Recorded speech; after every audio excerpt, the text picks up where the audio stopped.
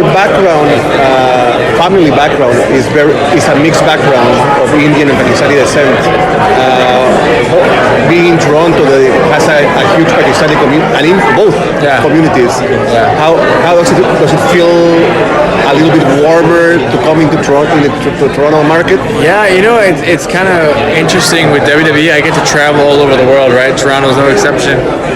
And I've kind of noticed, I go, oh man, there's a lot of people that look like me everywhere. I was in Louisville, Kentucky, and I was like, oh, there's a lot of people here. And then I was in Sacramento, California, and there's a lot of people. So it's kind of we didn't really realize how many of me are everywhere, but Toronto, it's been known to be a great wrestling town. I've only been here for a few hours, but a lot of friends and family that I told I'd be in Toronto, they actually said the same thing. It was a huge Pakistani Indian community out there.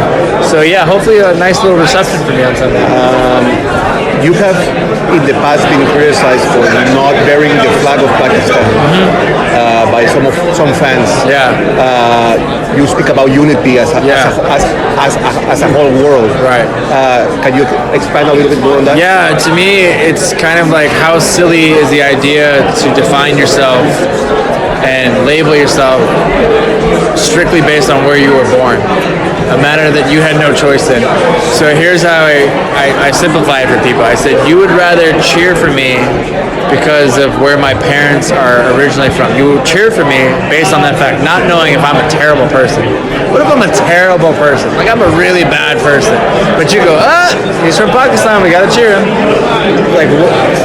That doesn't correlate with me. You know what I mean? So I tell everybody, I respect culture, I respect heritage, I respect countries, but why does that define you? Because let's face it, there's people in the world right now that be like, oh, he's from this country, I'm from this country, I don't like him now. That's silly. That's nonsense to me. It's 2019. These are made up lines in the sand. You know what I mean? I look at this table right now. We're all culturally diverse, and I don't see a difference between anybody. I would treat you the same as I would treat him.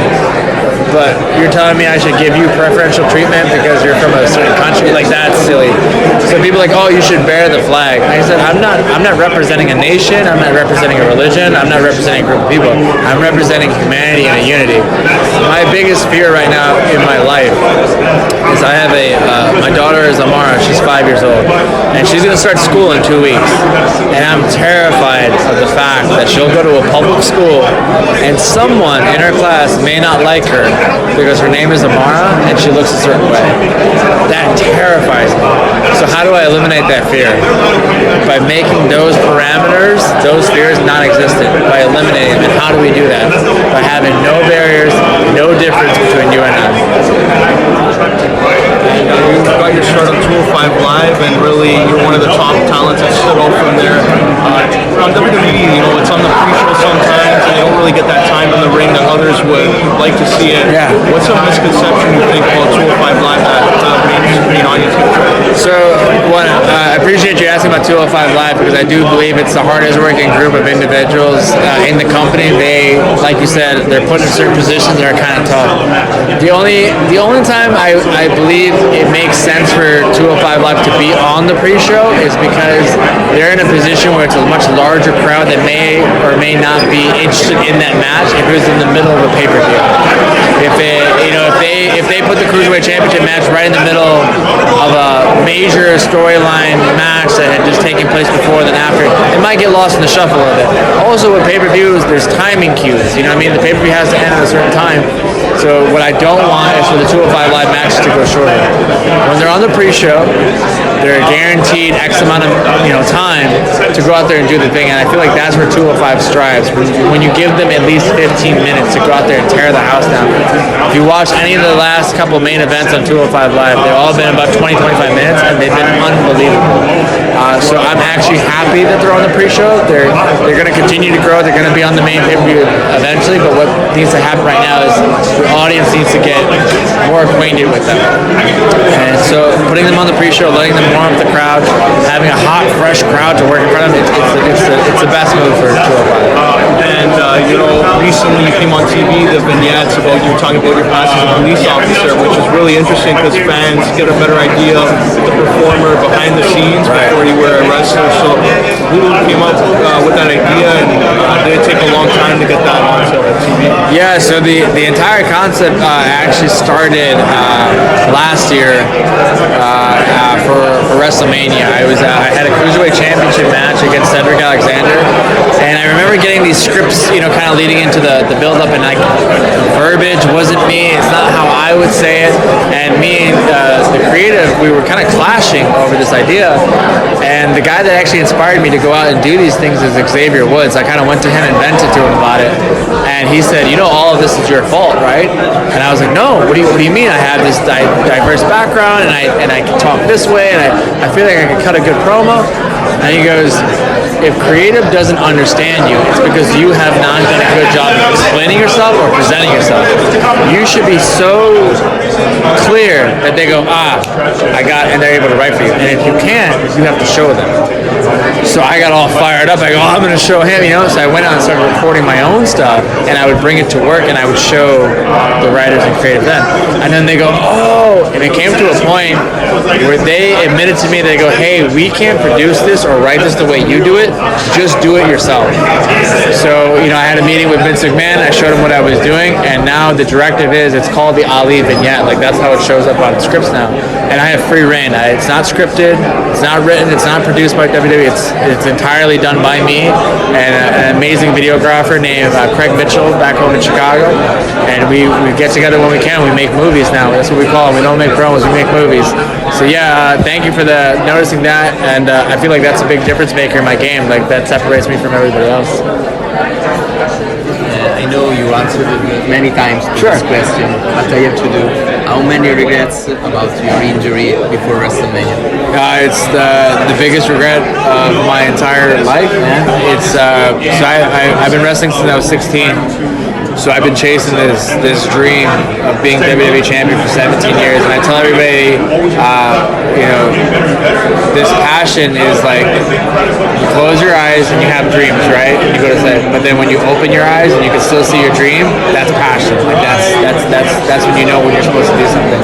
So this is all I wanted, and I've seen it a million times. I've seen me raising that championship over my head, and to have that move over to SmackDown, to have the momentum that I had at the beginning of this year, I pinned the WWE champion Daniel Bryan at the time, and I had all this momentum going into the big pay-per-view match, and I was a new kid on the block. I was supposed to be the breakout star, and to go down with that injury, it not only broke me physically, it broke me mentally, man. I was in a very dark place, and I had to go home for a month and sit and watch a guy that I respect and admire and love, Kofi Kingston. I had to watch him basically take the ball and run, and to watch everything unfold, and then to be at WrestleMania and not be highlighted, to be on the pre-show in the Battle Royal, but then to watch Kofi win the championship at WrestleMania, and to have all of these what ifs come to fruition.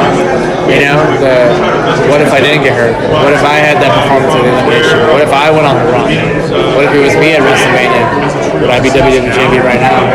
So it's going to be something that I have to live with for the rest of my life. And it was an injury that stuff happens, but this injury could have been pretty serious too. And I remember almost crying to the medical staff, begging them to let me compete. And they had to physically sit me down and explain to me that if they allow me to compete, it'll have lifelong effects, and that I'm a father, I'm a husband, my family needs me at home, and that I climbed the mountain to get to this position one time, and there will be more opportunities. I just have to climb the mountain again. So the journey continues, my friend, and we have another mountain to climb, so hopefully I get a chance. And you are one of the best performers and spectacular performer in WWE. What do you answer to people that say invest in their fake sport? I tell everybody it's 2019. Fakes are very strong word. It's obviously a produced, scripted show. We have characters and we have roles and we're entertainment.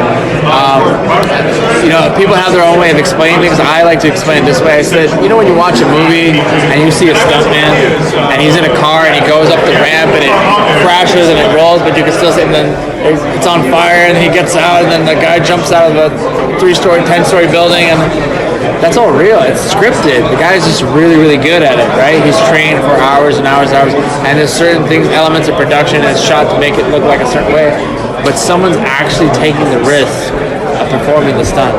So WWE is the same way thing. We're highly trained, but accidents do happen. Like I'm getting punched in the face, when I'm wrestling in there. I'm hitting that mat, and that mat is not a trampoline, and the ropes are real ropes. And when you get hit with the chair, it's a chair. So there's ways to do it where you don't suffer serious injury. But pain is very, very real in what we do.